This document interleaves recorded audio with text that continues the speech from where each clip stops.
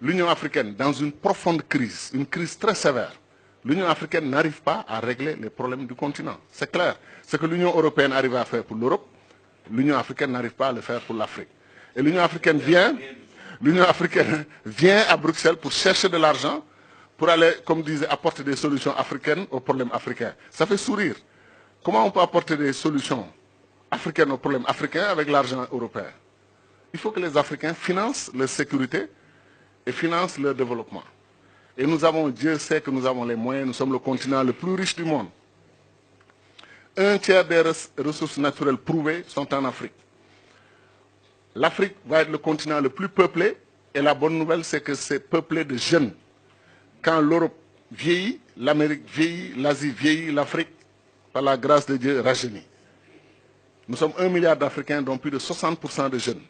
Et dans moins de 30 ans, on sera 2 milliards d'Africains, dont une grande majorité de jeunes. Maintenant, les jeunes, c'est un atout qui peut être une bombe.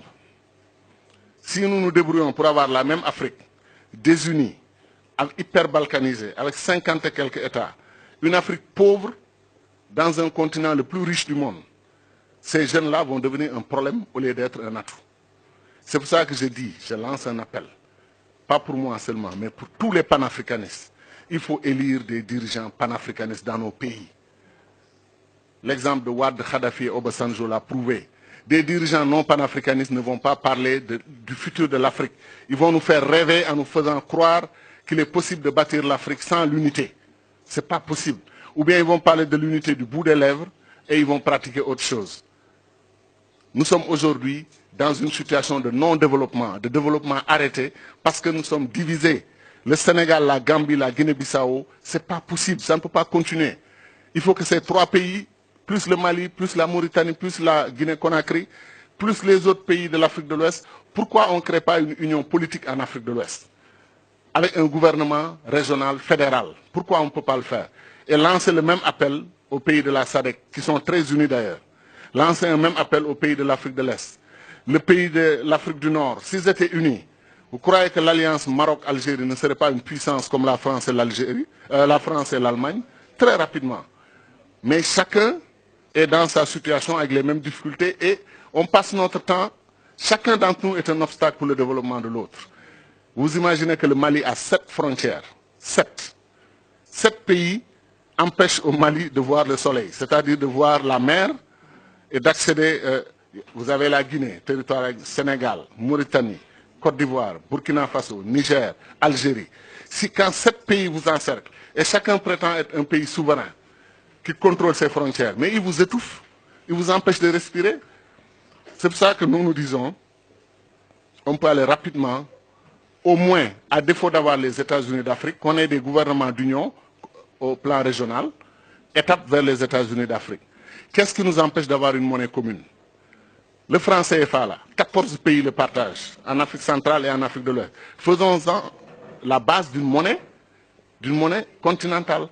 Parce que si le franc CFA s'allie avec le Nigeria, et on change le nom, on ne l'appelle plus franc CFA, c'est clair.